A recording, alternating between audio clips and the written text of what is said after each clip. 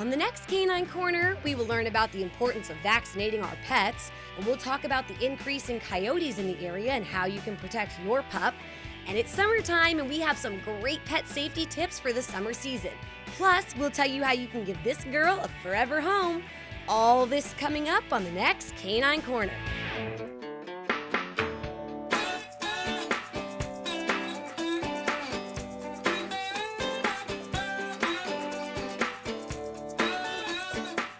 Hi there, I'm Riannon Trutanich, your host for Canine Corner, the show that your dog will give 2 paws up.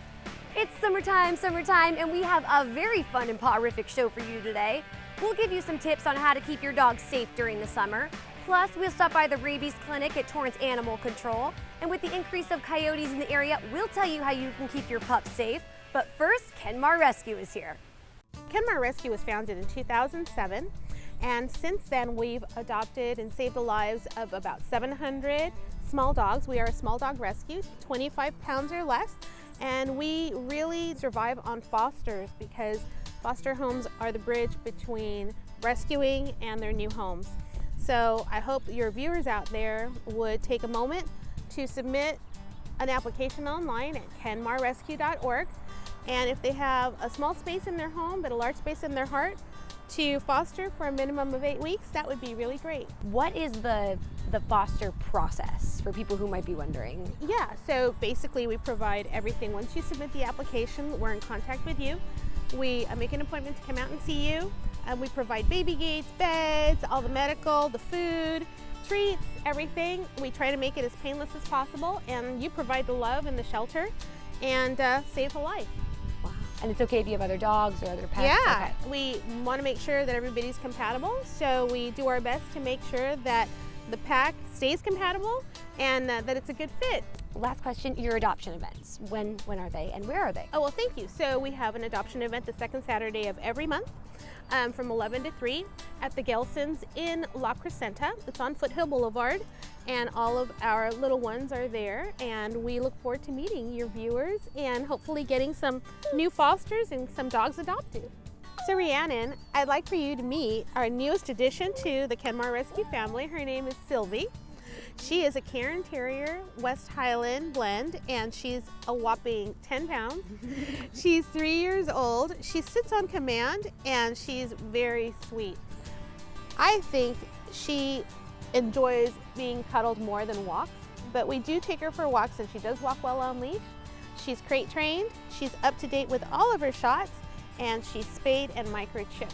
I think she'd thrive in an adults-only home as an only child. But she does also get along with other dogs.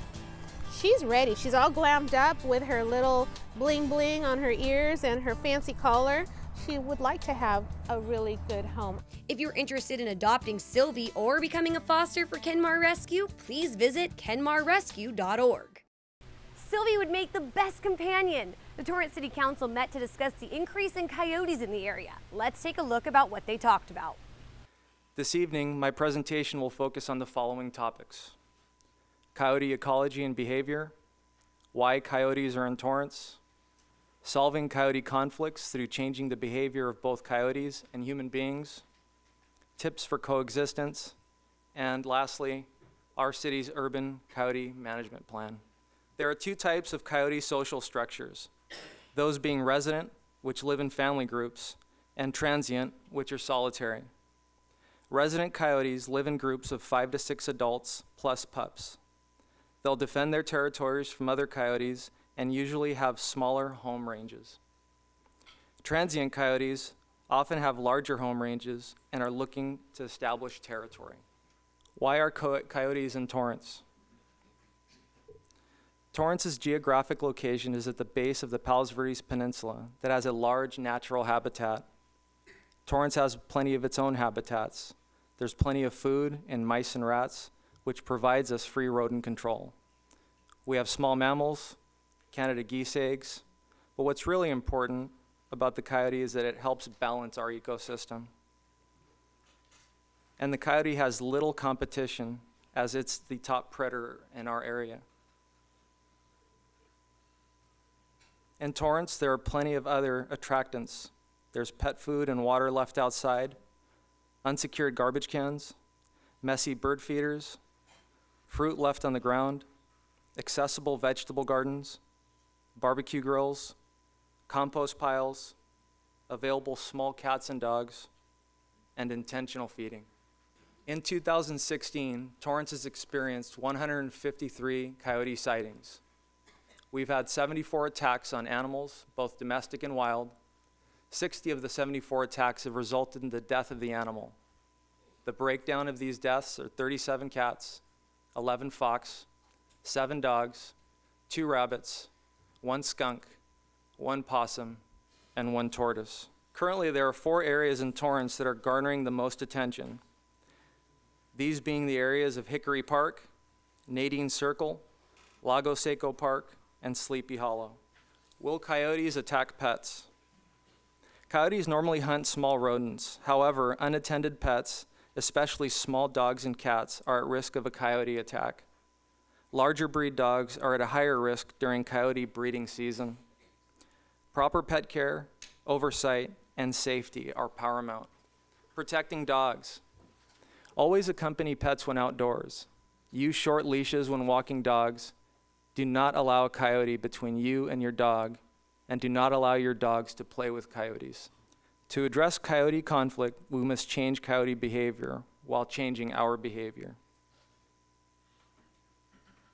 To avoid conflicts with coyotes, we must do our best to eliminate food attractants and wildlife feeding.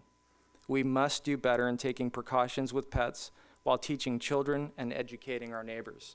So now that we know a little bit about the coyote situation going on in Torrance, let's talk about some ways that you as a pet owner can protect your canine companion. The first thing you should do is stop by Animal Control and pick up a pamphlet.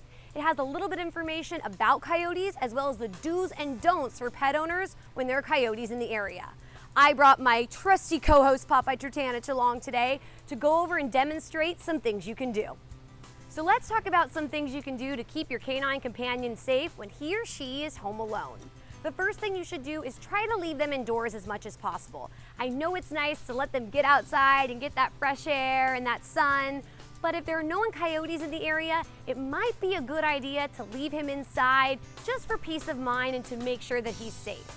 Another thing you should do is if you do leave your dog outside, be sure to bring the food and water in when you bring him indoors. It's not a good idea to leave food and water lying around outside just because coyotes are hungry and thirsty and it might attract them to your yard. Another thing you can also do is install motion-sensitive lighting to deter coyotes from coming into your yard. You should also secure trash. Just again, coyotes are hungry and thirsty, so you don't want to leave trash out open and exposed. So let's talk about some ways that you can keep your dog safe when you guys are out on a walk. The first thing you should do is avoid walking in areas that you know are populated with coyotes. Another thing you can do is avoid walking at dawn and dusk. Those seem to be the times that coyotes are most active. Now, when you're walking your dog, be sure to walk your dog on a short leash. Either buy a shorter leash at the pet store or just take your dog's leash and roll it up. It'll keep him or her next to you and just closer in case you are to come across a coyote. Now, the next thing you should do is, I know it's fun to listen to music while you walk your dog, but try not to walk with earbuds in. It'll keep you more in tune with the surroundings, and if you happen to come across a coyote, you'll see it sooner. Now, another thing you can bring with you for peace of mind is an air horn can. In case you came across a coyote, you can make a noise with it. I won't do that right now, but you know what it sounds like, and it would scare off the coyote. It also might be a good idea to bring some rocks or a can, something that you can throw at a coyote to scare them away. If you see a coyote attacking a person, be sure to call 911. And if you come across a deceased animal, you can always report it to Animal Control. Remember to be safe, be alert, and take care of your canine companion. We're gonna take a short break, but don't go anywhere. There's much more doggone fun when we come back. Right, Popeye? Welcome back to Canine Corner. I'm your host, Riannon Trutanich. The Torrance Animal Control held their annual vaccine and microchipping clinic. Let's check out the event and learn why we should get our pets vaccinated. Local residents came out to the vaccine and microchipping clinic, and the line wrapped around the building before the clinic even started. This is our annual rabies clinic, where we have veterinarians come here to the office and at a discounted rate provide all the vaccines that either dogs or cats need, as well as microchipping. First Care Mobile Clinics provided the services at the event and performed the procedures right on site. Today we're here to do primarily rabies vaccines, but whatever other vaccines that the dogs and, as you saw, cats would need. We're also providing microchips. And there were many repeat customers who attend the event every year to make sure their pets get the care they need. We come every year, probably for the last 3 years they do it. So we keep our records, and then they send us a postcard of what is due, whether it's the Bordetella or the rabies. So it's a great service that the city participates in. And one Torrance resident who is new to the community brought his pets out to the event. I am registered with the city of Torrance. When I moved, I registered, and I got an email that said that the clinic was tonight. In addition to offering low-cost vaccines to dog and cat owners, First Care was also microchipping pets. Dr. Stephanie Talent explained the misconceptions about microchipping and how it can help pet owners. A lot of people sometimes think they work as a LoJack or GPS for their dogs or cats. It doesn't. What it is a little chip that when somebody scans your pet, it emits a signal and the reader picks that up. And it gives a certain number. And that number, as long as whoever the owner is has registered their pet, that number is linked to the owner's information. So if your pet ever gets lost, if they ever go to the pound, anything like that, they will be scanned. Your information, when they check the number, will come up and you can be reunited with your pet.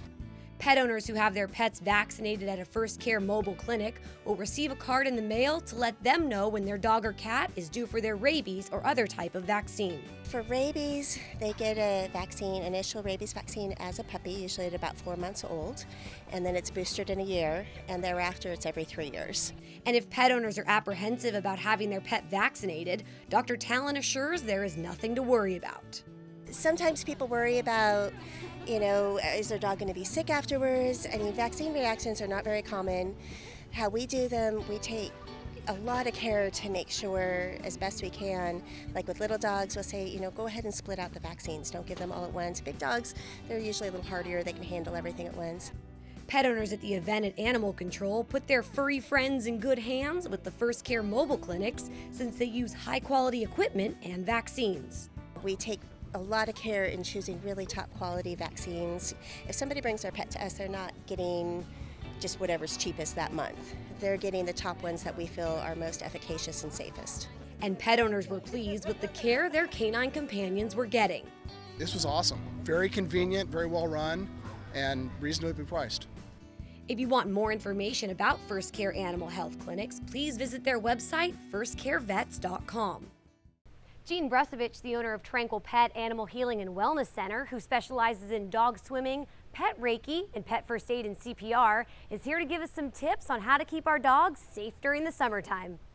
So Jean, let's talk about pet summer safety. What are your top pet summer safety tips? My number one top safety tip for the summer is heat stroke. Walking your dog in the morning, early evening. So what you do is you take the back of your hand and you put it down on the pavement. You rest it firmly on the pavement and you count 7 seconds. Now I'm not talking 1, 2, 3, I'm talking 1001, 1002, 1003, up to 1007. If you can't leave the back of your hand comfortably on the pavement, it's too hot for your dog's paws to walk on it. They could burn. Some people now, they are selling little booties, summer booties that you can put on your dogs.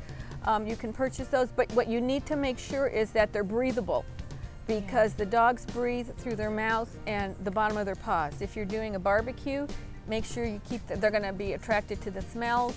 Make sure you keep them away. They can burn themselves, knock it over, start a fire. Corn on the cob, they might want to snatch and grab. They could choke on the corn on the cob. Alcohol is a big poison. I know some people think they're being cute by letting the dog, take some beer out of the bottle, giving them some beer and, watching them stagger around. That's also toxic. I would talk a little bit about 4th of July coming up with, and I have a number of things on my website about 4th of July safety. I would be careful about the noise can scare them. So a lot of people, I've seen people at different parks and things taking their dogs to the 4th of July spectaculars. That can hurt their ears and scare them.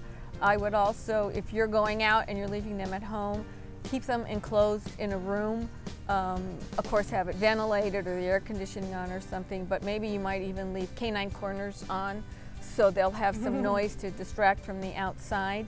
Tags, chipped is very important, having your dog or cat chipped, because if they were to get scared and get out of the yard, sometimes the collars fall off, and at least if there's a chip on them, they'll be able to be more easily identified with the chip. Keeping your dog in a locked car. If it's 85 degrees outside, within 10 minutes, your car inside can be 102 degrees. Some other things that people do is, especially for light colored skin dogs, is they might want to use some sunscreen. Don't use human sunscreen. Make sure it's specifically for pet use. Don't put insect repellent on your dogs, thinking that that's going to keep the mosquitoes and the other bugs away. Insect repellent can be toxic and have a neurological effect on your dog. I have some listed on my website that are considered pet safe, but I always stress, as you know, check with your vet to get their opinion and to make sure. If you are interested in contacting Jean, please visit tranquilpet.com. If you have a question, contact us and we'll be sure to get you the right answer. Call us at 310-618-5762 or email us at caninecorner@torranceca.gov. Please consult your vet before trying any holistic remedies and keep their number on hand in case of an emergency. For a fee, you can also call the ASPCA's Animal Poison Control Center or the Pet Poison Helpline in case your pet ingests a toxin. Now, if you missed our adoption segment at the beginning of the show, here's your recap. Sylvie is a Cairn Terrier and West Highland Terrier mix. She is 3 years old. She's a very sweet dog who loves to cuddle. She sits on command and also walks well on a leash. She is crate trained. She is also up to date on her shots and is spayed and microchipped. She gets along with other dogs, but would be best in a home where she is the only dog. She would make a great companion. If you're interested in adopting Sylvie or becoming a foster for Kenmar Rescue, please visit kenmarrescue.org. If you want even more Canine Corner, be sure to like our Facebook page and follow me on Instagram and Twitter. That's all the time we have today. Thanks for joining us here on Canine Corner. I'm Riannon Trutanich, and we'll see you next time.